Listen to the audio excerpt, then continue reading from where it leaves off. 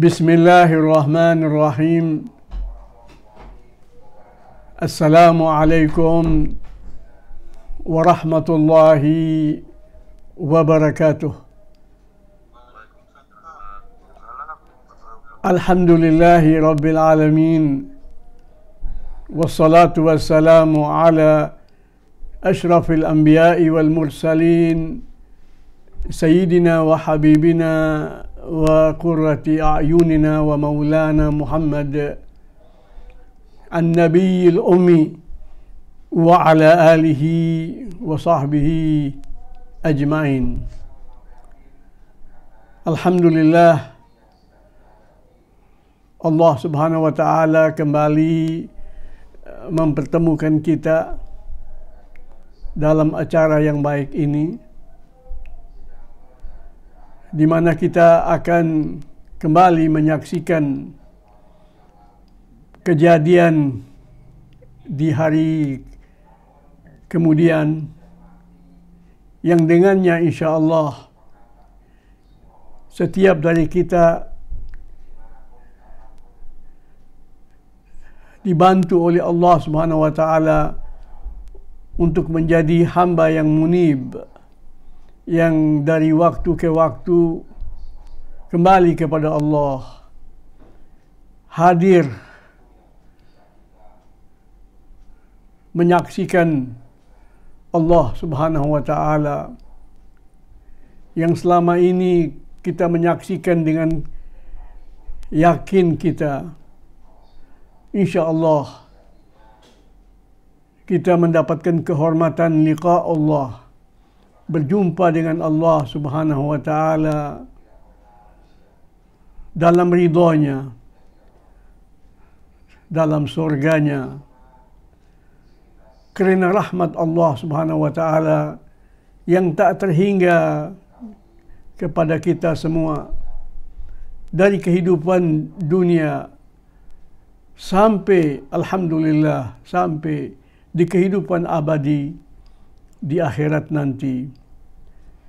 Kali ini kita akan menyaksikan peristiwa hari kiamat yang terungkap di dalam surat Al-A'raf, dan kali ini kita akan bertemu dengan firman Allah Subhanahu wa taala ayat 48 dan 49 dari surat Al-A'raf. Saya bacakan. Allah Subhanahu wa taala berfirman, mengkisahkan kepada kita kejadian di hari kiamat tersebut. Allah Subhanahu wa taala menyatakan, wa nada ashabul a'rafi rijalan ya'rifunahum bisimahum. Allah Subhanahu wa taala berfirman bahwasanya dan telah memanggil penghuni-penghuni A'raf, yaitu benteng besar tinggi yang memisahkan antara surga dan neraka. Orang Al-A'raf, Ashabul A'raf ini, penghuni-penghuni A'raf ini berada di puncak dinding pemisah tersebut.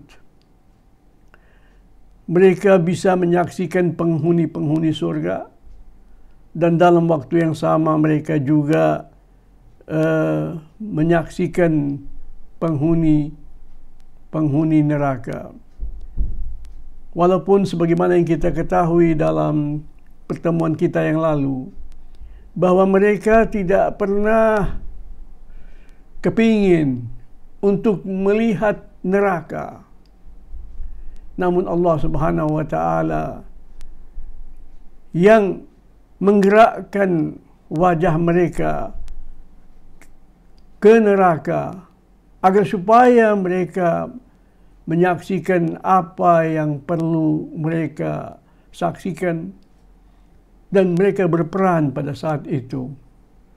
Peran yang diberikan oleh Allah Subhanahu wa taala, yaitu mereka memanggil penghuni-penghuni neraka yang mereka, betapapun wajah penghuni-penghuni neraka itu tertutup dengan kegelapan, berlapiskan debu, tidak lagi penampilannya seperti di dunia, sama sekali berbeda.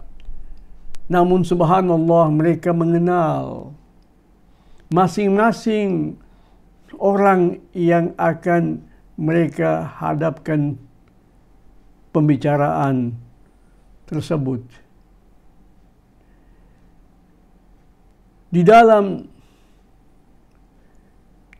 kisah yang disampaikan oleh para sahabat Nabi sallallahu alaihi wasallam ketika mereka menterjemahkan makna ayat-ayat tersebut, mereka menyebut orang-orang yang mereka kenal.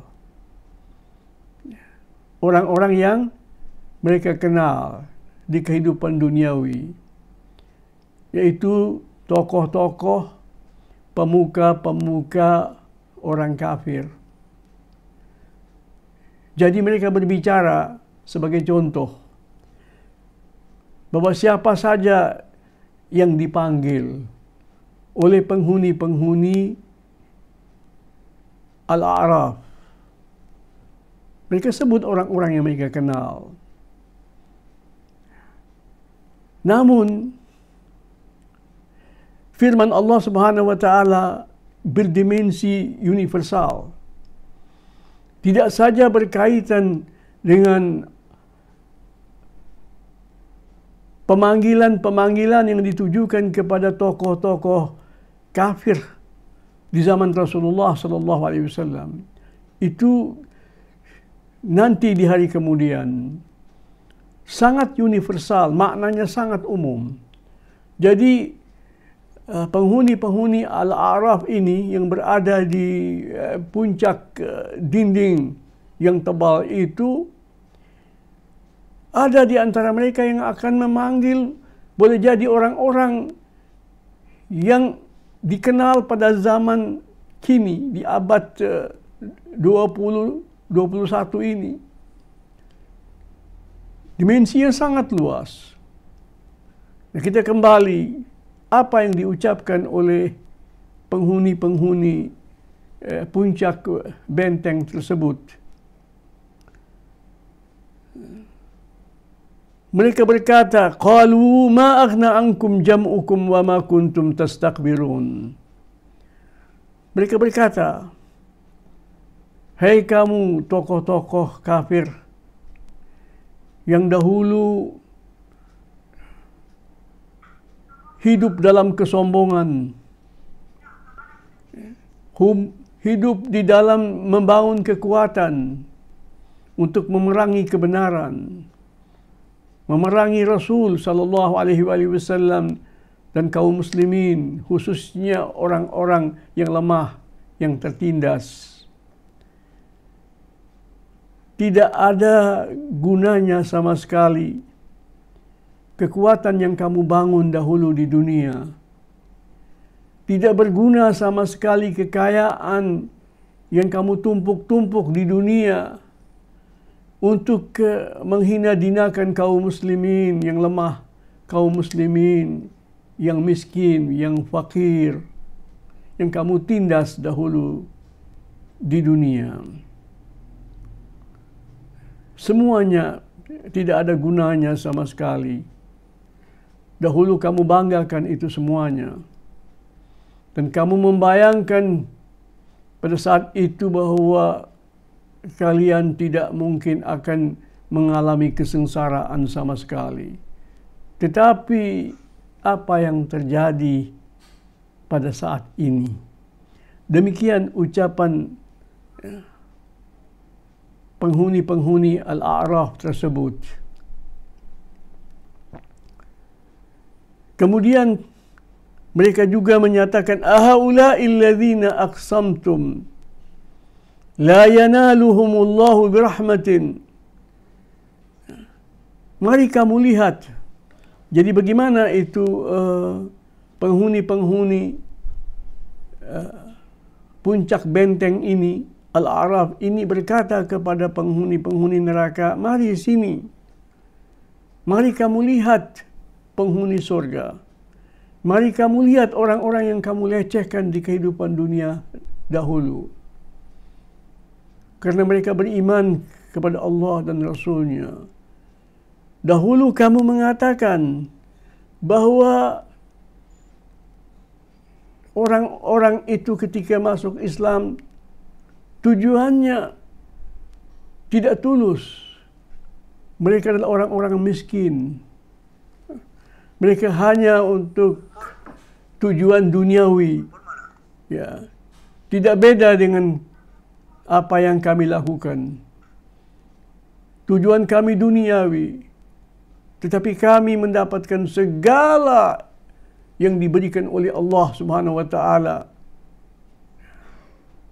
Segala kebesaran, segala kekayaan, segala kedudukan, itu yang kami peroleh.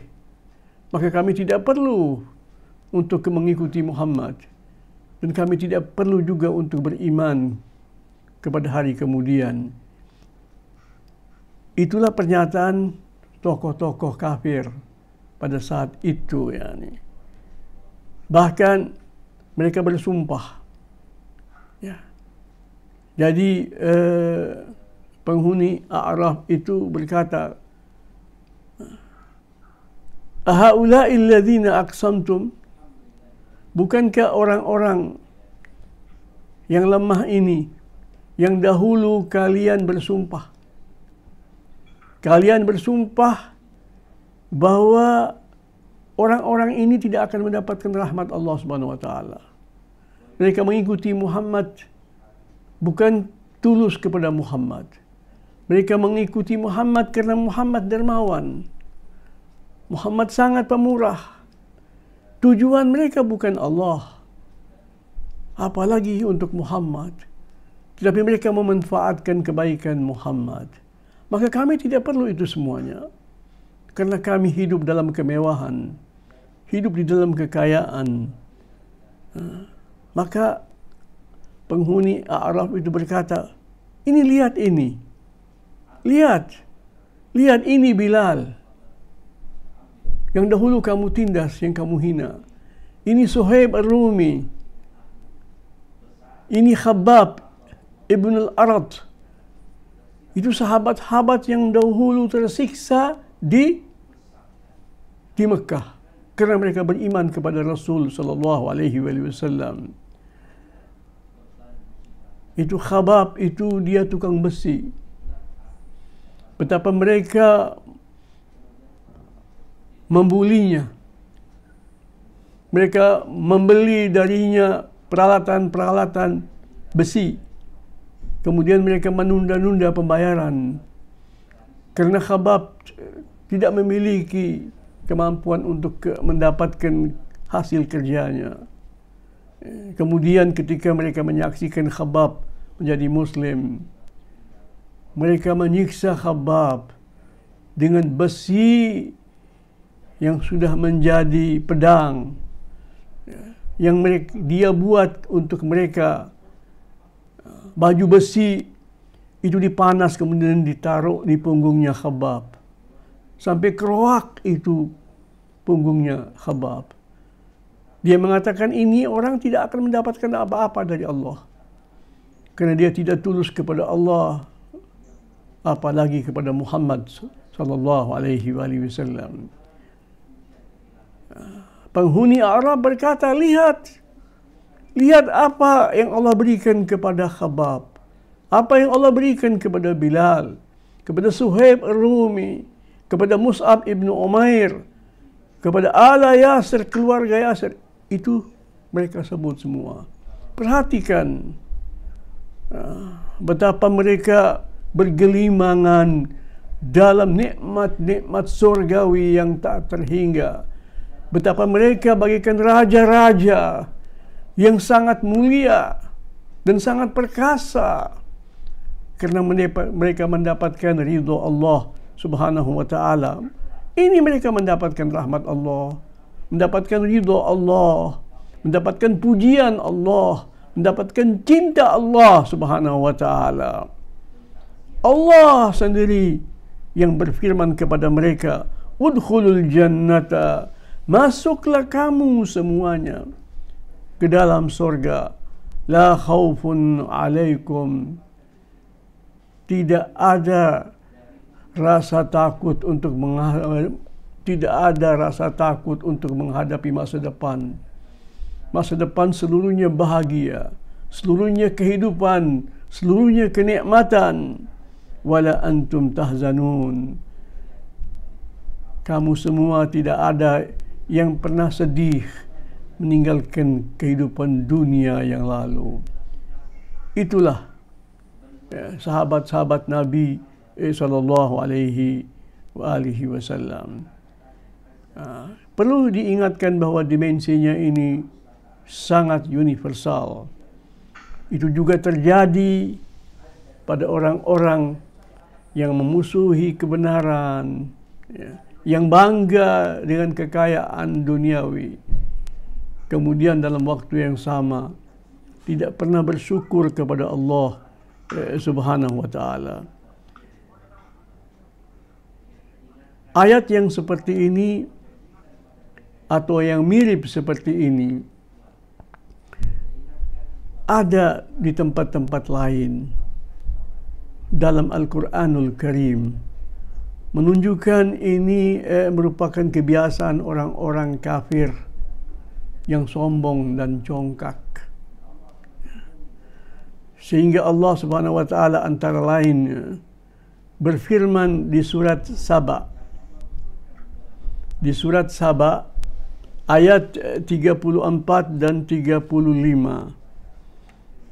Allah menyatakan bahwa wa ma arsalna fi qaryatin min nadhirin illa qala mutrafuha inna bima ursiltum bihi kafirun. Jadi ini merupakan kejadian yang umum sekali dalam sejarah umat manusia, dalam sejarah risalah ilahiyah yang Allah turunkan ke muka bumi ini sebagai jalan keselamatan dan kebahagiaan bagi umat manusia. Tetapi orang-orang kafir tidak pernah menghargai. Itulah dikatakan kafir karena tidak berbudi, tidak mensyukuri nikmat Allah Subhanahu wa taala, bahkan melecehkannya. Allah menyatakan wa ma arsalna fi qaryatin min nadhir. Tidak ada suatu perkampungan pun yang telah kami utus kepada mereka seorang pemberi peringatan, kecuali illa qala mutrafuha, kecuali orang-orang yang hidup di dalam kemewahan, yang hidup bersenang-senangan, penuh nikmat di dunia, hidupnya dalam keborosan, dalam kemewahan. Mereka adalah orang-orang yang memerangi kebenaran. Betapapun Allah memberikan mereka nikmat karunia yang banyak, mereka tidak pernah bersyukur. Itu kaum mutrafun, kaum yang bermewah-mewah melampaui batas, bermegah-megah, orang yang tidak peduli kepada sesama manusia, tidak bersyukur kepada Allah, dan dalam waktu yang sama tidak pernah menghargai sesama umat manusia. Mereka lah yang berkata kepada rasul-rasul yang diutus kepada mereka. Ini setiap perkampungan, setiap kota-kota kecil, para nabi-nabi memang diutus bukan di kota metropolitan, tetapi diutus tidak juga di pegunungan atau di padang pasir, di tempat yang sepi, tidak. Tapi diutus dalam perkampungan yang besar. Dalam perkampungan yang besar. Di situ juga ada orang-orang kaya-kaya yang bermegah-megah, bermewah-mewah di dunia. Sikap mereka banyak sekali yang demikian, yang kafir. Inna bima ursiltum bihi kafirun. Ini ucapannya apa? Ucapannya kepada orang-orang yang beriman. Kami dengan apa yang diutuskan kepada kalian. Jadi mereka tidak menerima itu sebagai utusan kepada mereka juga. Ya. Dan mereka menolak para nabi-nabi. Kami dengan segala apa yang kamu diutus oleh Allah. Menolak. Kami kafir. Itu ucapannya demikian. Kemudian mereka teruskan omongan mereka.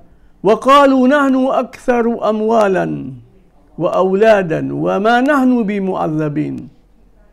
Dan kamilah orang-orang yang memiliki harta yang lebih banyak.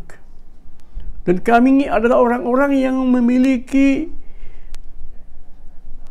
pengagum-pengagum. Ya. Kami memiliki pengikut-pengikut yang banyak. Jadi kami tidak perlu dengan apa yang kalian bawa sebagai misi ilahi yang kamu klaim itu. Wa ma nahnu bimu'adzabin. Karena memang itu para nabi, para rasul memperingatkan umat manusia. Mari kita menjadi orang yang beriman. Mari kita menjadi hamba-hamba Allah yang bersyukur kepada Allah. Agar supaya kenikmatan Allah yang Allah berikan kepada kita ini berkelanjutan sampai akhir hayat kita. Bahkan kita akan mendapatkan kenikmatan yang abadi, yang lebih besar, yang sangat berbeda, yang tidak pernah kita dengar tentangnya, yang tidak pernah kita melihatnya di kehidupan duniawi ini. Bahkan kekayaan-kekayaan, kenikmatan-kenikmatan, kebahagiaan yang tidak pernah terlintas dalam pikiran kita, itu Allah berikan kepada kita di hari kemudian.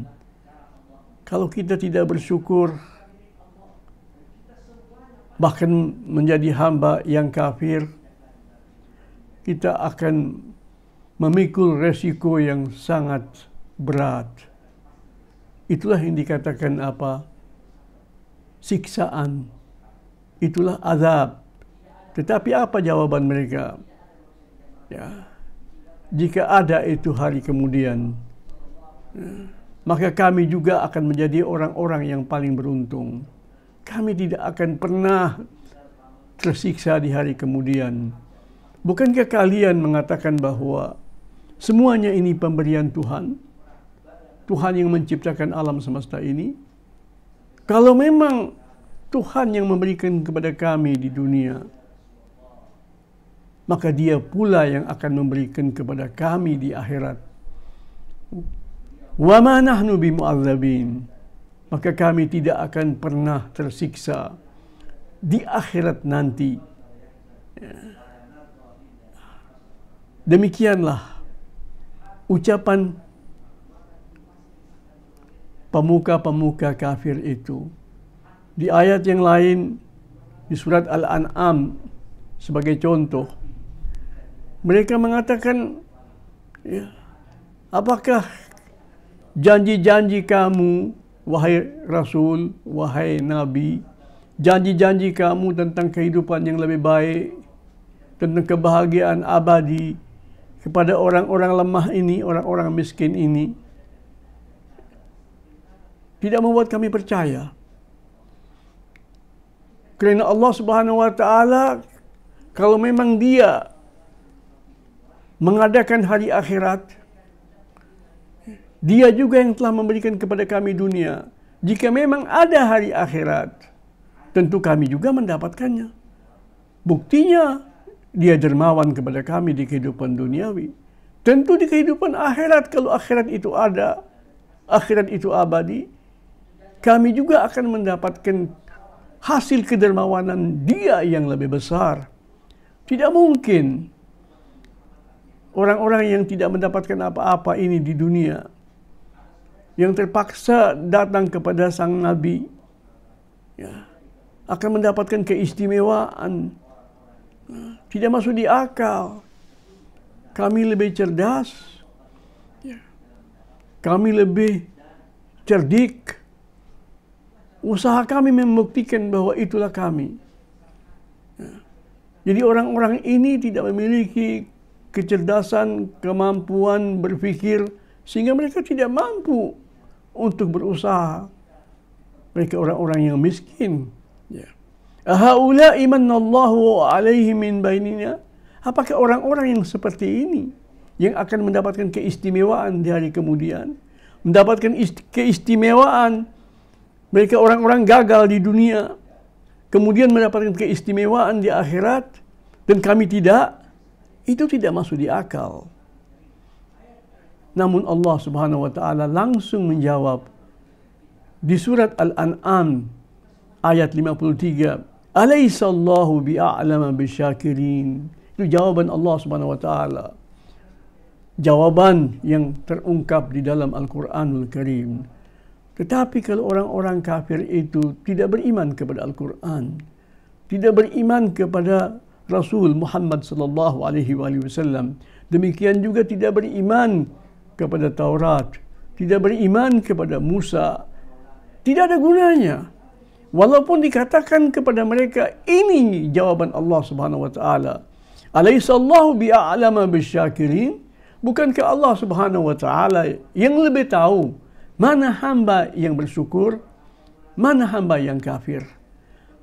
Jadi kata-kata syukur adalah ungkapan tentang keimanan.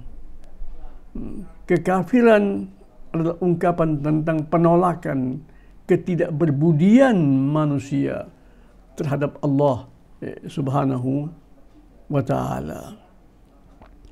Demikian juga kita menyaksikan di surat Al-Kahfi. Ini contoh-contoh yang menunjukkan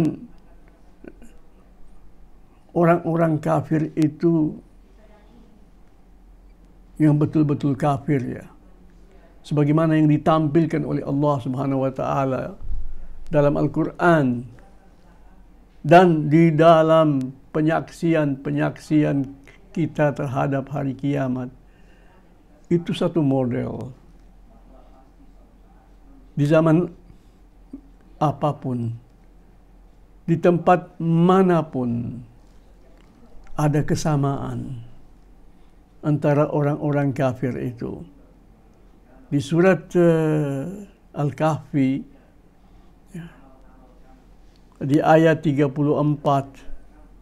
seseorang berkata kepada saudaranya, ada dua orang bersaudara. Apakah bersaudara di sini artinya satu nasab dari satu ayah atau satu kakek, atau bersaudara di sini umum sekali dalam kemanusiaan? Ada dua orang, kedua-duanya mendapat harta warisan yang sangat spesialis, sangat spesial, ya, sangat khusus, mendapat kekayaan. Yang pertama memanfaatkan kekayaan warisan yang dia peroleh itu untuk berbisnis. Bisnis yang dia lakukan pada saat itu, pada zaman itu dalam bentuk perkebunan. Allah berikan kepadanya tambahan rezeki dari waktu ke waktu. Dia kelola dengan baik hartanya. Makin hari makin bertambah kekayaannya. Tetapi dia tidak pernah mengingat Allah Subhanahu wa taala. tidak pernah berbudi kepada Allah Subhanahu wa taala, maka dia tidak juga berbudi kepada sesama manusia. Adapun saudaranya mendapat harta yang sama, kerja yang sama, juga berusaha dengan sekuat tenaga, dengan memperhatikan hukum kausalitas di dalam hidupnya. Dia tahu ada sunnatullah. Sunnatullah juga mencakupi hukum kausalitas.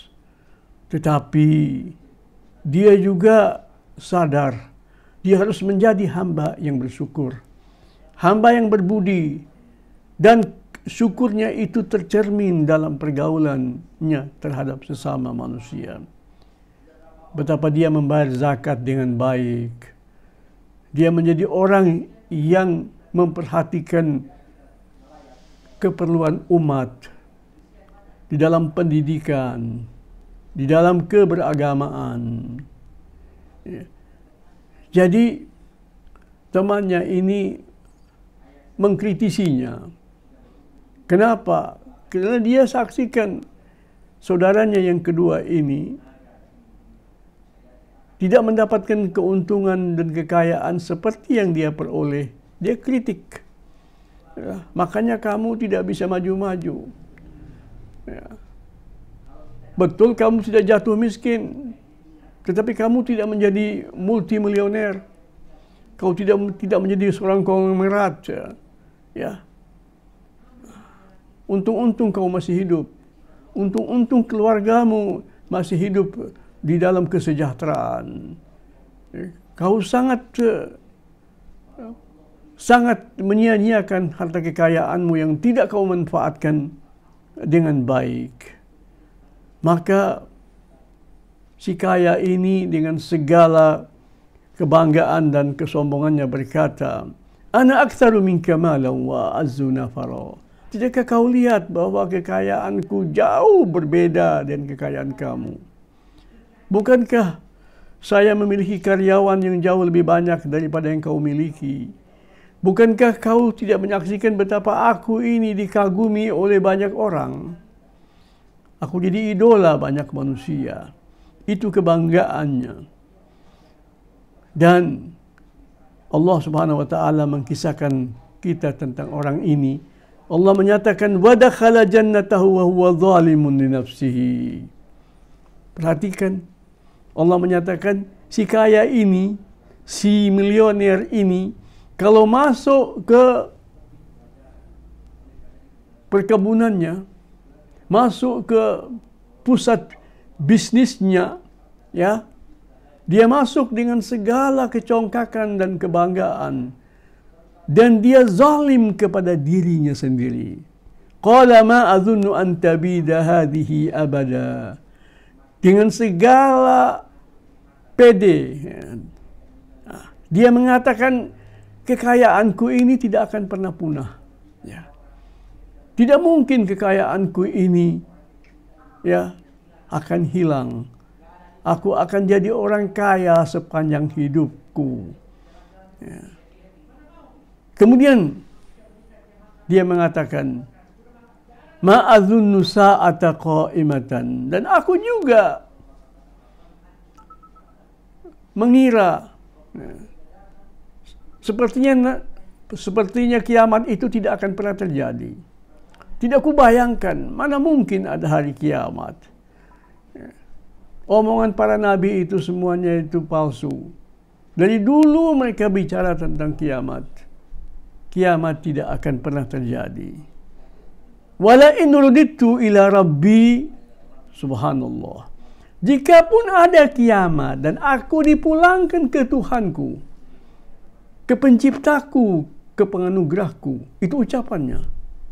Dia tahu, ya, hati kecilnya tidak bisa dia bohongin. Andai kata memang kiamat itu terjadi dan aku dipulangkan kepada Tuhanku, penciptaku, penganugerahku, la ajidanna khairam minha munqalaba. Aku pasti juga mendapatkan kekayaan yang lebih besar yang abadi seperti yang dijanjikan oleh nabi-nabi itu. Dia tidak percaya sama nabi-nabi itu. Tetapi andai kata itu terjadi, andai kata itu terjadi dan ada hari kiamat dan aku harus pulang kepada Tuhanku, pasti dia, saya mendapatkan dari Tuhanku segala sesuatu yang jauh lebih besar ketimbang apa yang pernah dia berikan kepada aku di dunia yang fana ini. Jadi kan modelnya sama. Modelnya sama. Jadi orang yang tidak berbudi, yang melupakan Allah Subhanahu wa taala, ketika mendengar tentang kiamat, dia ketawa. Andaikan kiamat itu ada, maka aku pun akan menjadi orang yang paling bahagia. Aku diberikan kebahagiaan di dunia, maka pasti dia juga yang akan memberikan kepadaku kebahagiaan di akhirat nanti. Demikianlah ya kisah-kisah orang-orang yang tidak berbudi. Orang yang hidupnya di dunia ini bermegah-megah dengan kemewahan, yang mengeluarkan harta tanpa perhitungan sama sekali. Maka dari waktu ke waktu juga ada teguran dari Allah. Dalam hal ini Allah Subhanahu wa taala menyatakan bahwa sahabatnya itu, kawannya itu berkata kepadanya, akafarta billadzi khalaqak.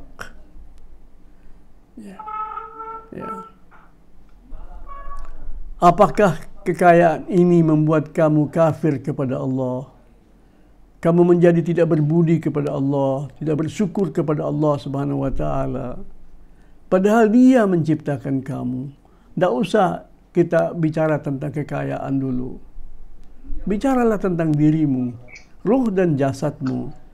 Apakah kau sudi kafir, tidak berbudi kepada Dia yang telah menciptakanmu? Dari tanah kamu diciptakan. Kamu menjadi manusia yang terhormat. Khalaqaka min turabin. Dia yang menciptakan kamu dari tanah. Thumma min nutfatin. Kemudian Dia juga yang menciptakan kamu dari sperma. Thumma sawwaka rajula. Kemudian Dia menyempurnakan bentukmu menjadi manusia yang tampan, manusia yang sempurna. Dijadikan kamu seseorang yang berakal, yang mampu mengelola kekayaan sehingga kamu bisa membangun bisnis kekayaan yang luar biasa. Walaula iz dakhalta jannatak. Kenapa kamu ketika memasuki perusahaanmu, masuk ke benteng kekayaanmu yang besar ini, kenapa ketika kamu memasukinya qultama masya Allah? Kenapa kamu ketika memasuki ke armada kekayaanmu ini, kamu tidak memuji Allah? Kamu tidak mengatakan masya Allah, ini semuanya adalah kehendak Allah, ini semuanya merupakan pemberian Allah. Saya tidak berbuat apa-apa. Saya hanya melakukan usaha yang kecil sekali. Tetapi Allah yang memberikan ini semuanya. Betapa Allah Maha Dermawan, Allah Maha Kaya. Dan Allah yang memberikan ini semuanya. La quwata illa billah. Kenapa kau tidak katakan bahwa kita ini adalah hamba-hamba yang lemah?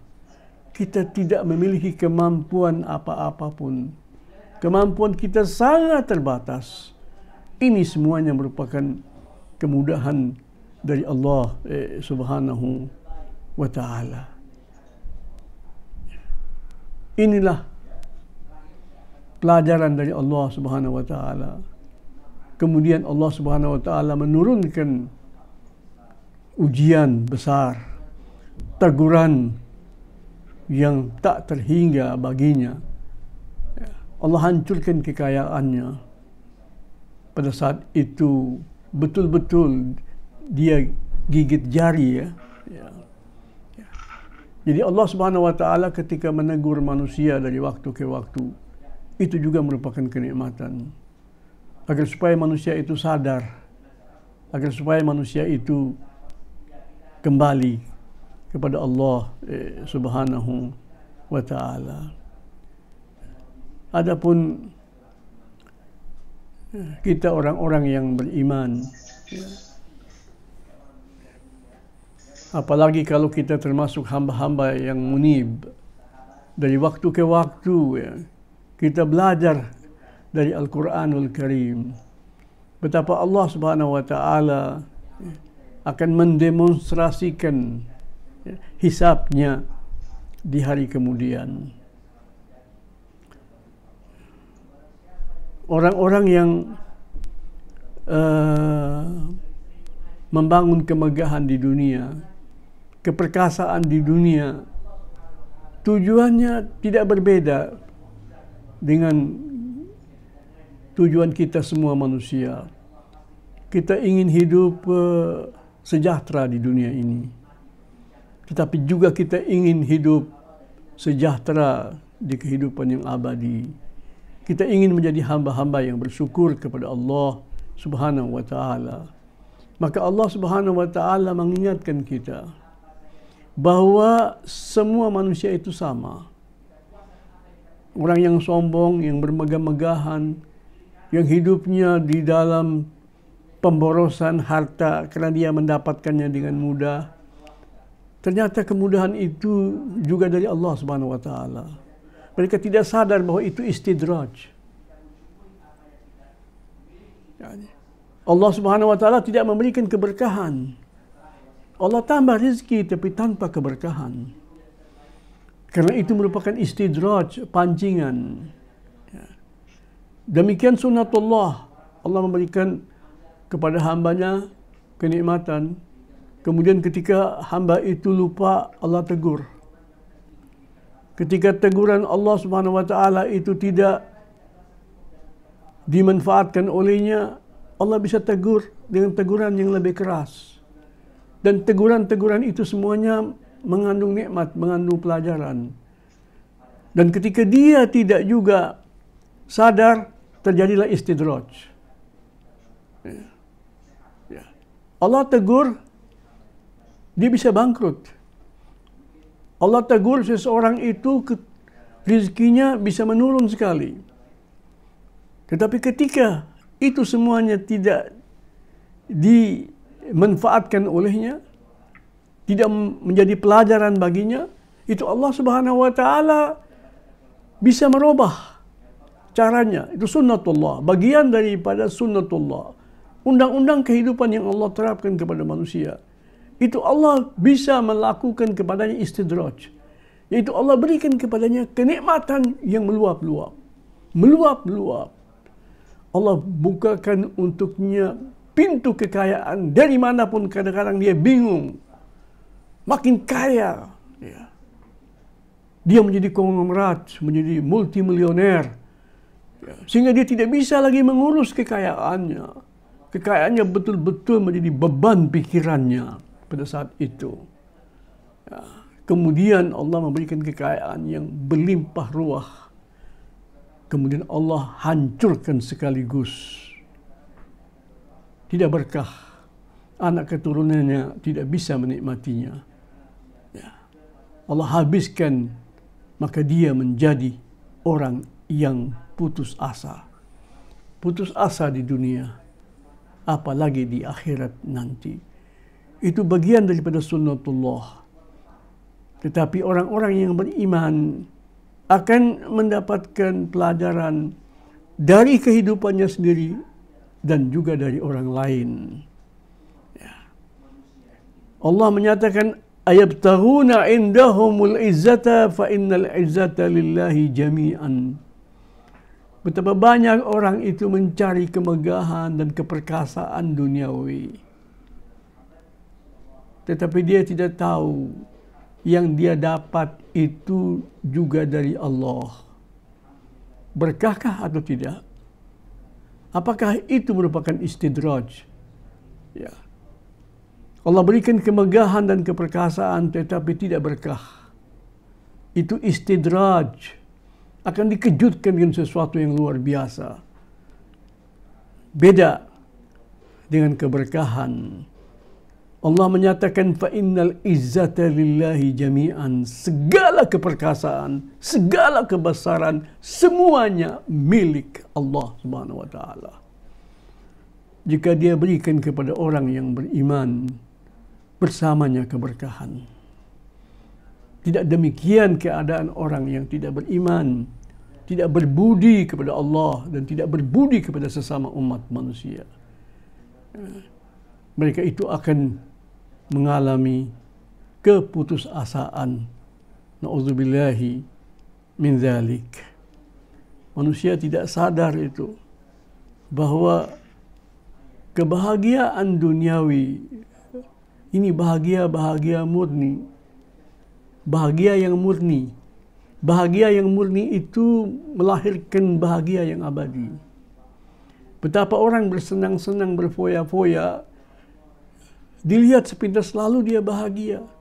Oh tidak. Siapa bilang kita tidak memasuki hati manusia? Apa yang terjadi pada dirinya? Wa'lamu annallaha yahulu bainal mar'i wa qalbihi. Allah berikan peringatan di surat Al-Anfal ayat 28. Wahai umat manusia, ketahuilah, berilmulah kalian. Wa'lamu annallaha yahulu bainal mar'i wa qalbihi. Sungguh Allah itu yang memisahkan antara manusia dari hatinya. Dari mana manusia itu merasakan bahagia? Dari mana manusia itu merasakan ketenteraman? Dari hatinya. Hatinya bahagia, hatinya tentram. Hatinya bukan miliknya.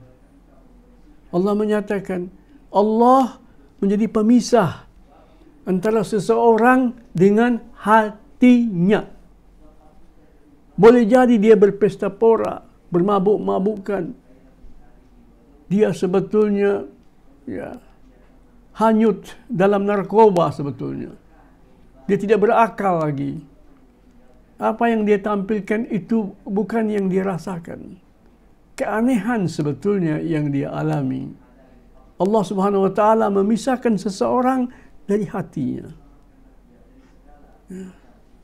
Wa annahu ilaihi tuhsyarun. Ingat wahai umat manusia, jika seseorang itu hidupnya dalam keputusasaan, kemudian dia mati dalam keputusasaan, tidak selesai. Tidak selesai, ada kiamat. Ada kebangkitan. Ketahuilah wahai umat manusia, kepada Allah jua kalian akan digiring. Kalian semuanya akan dipulangkan. Wa annahu ilaihi tuhsyarun. Dan kepada Allah jua semuanya akan dipulangkan. Pernah seorang hamba yang soleh, seorang muslim yang soleh,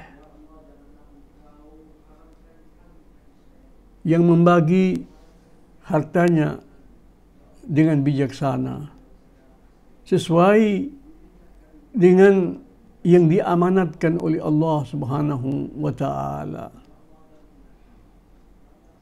Dia mendapat kritikan dari sebagian orang. Dianggap dia tidak mampu berbisnis dengan baik. Karena di dalam harta yang Allah berikan kepadanya ada hak orang lain, ada hak umat, ada hak perjuangan, ada hak pemeliharaan iman bagi generasi-generasi mendatang. Ketika dia ditegur, dia menjawab, siapa bilang bahwa aku ini orang yang tidak berakal. Aku sangat berakal. Aku ingin kekayaanku abadi. Karena apa yang aku makan akan menjadi punah. Apa yang aku pakai akan menjadi lapuk. Kesemuanya yang aku gunakan di dunia ini, yang betul-betul aku gunakan, tidak pernah aku bawa ke kehidupan yang abadi. Maka ada sebagian hartaku yang kukirimkan kepada Allah Subhanahu wa taala. Biarlah Allah Subhanahu wa taala yang membesarkan kekayaanku itu. Dan Allah adalah yang paling amanat, yang paling jujur, yang paling jago untuk mengembangkan kekayaanku ini menjadi kekayaan yang lebih besar. Ku percayakan kepada Allah Subhanahu wa taala, dan aku pasti mendapatkan hartaku itu benar-benar terpelihara. Ya. Adapun keluargaku, aku berikan kepada mereka hak mereka dengan tanpa pelampiasan batas. Tetapi sesuatu yang paling besar ku berikan kepada anak-anakku, ku berikan kepada keluargaku, Allah Subhanahu wa taala.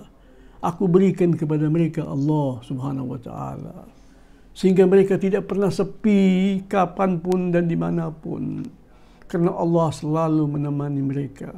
Mereka tidak pernah sendirian, karena Allah adalah sahabat yang paling setia.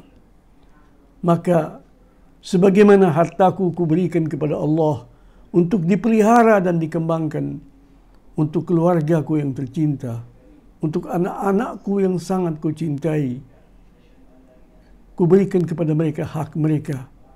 Tetapi yang lebih penting daripada itu, kuberikan kepada mereka Allah yang selalu menemani mereka. Mereka tidak akan pernah sendirian kapanpun dan dimanapun. Demikian itulah ajaran Islam. Alhamdulillah atas segala taufik Allah, atas segala pemeliharaan Allah Subhanahu wa ta'ala untuk kehidupan duniawi ini, ya, dalam dunia politik, dalam dunia ekonomi, dalam dunia perjuangan, tetap saja yang kita andalkan adalah Allah Subhanahu wa ta'ala. Umar ibn Khattab radhiyallahu ta'ala anhu, seorang sahabat Rasul, pernah berkata, "Mahma talabna al-izzata fala yu'izzuna Allah illa bil Islam. Mahma talabna al-izzata fala yu'izzuna Allah illa bil Islam." Betapapun kita memperjuangkan kemenangan, kebesaran, keperkasaan, Allah tidak akan memuliakan kita. Allah tidak akan memperkasakan kita kecuali dengan Islam. Ya, demikian ya, sesuatu yang bisa kita peroleh dari pelajaran-pelajaran Islam sesudah kita juga sama-sama menyaksikan kejadian hari kiamat yang membuat kita insya Allah selalu ingat kepada Allah, selalu kembali kepada Allah. Rabbana taqabbal minna innaka antas sami'ul alim wa tub alaina innaka antat tawwabur rahim. Ya,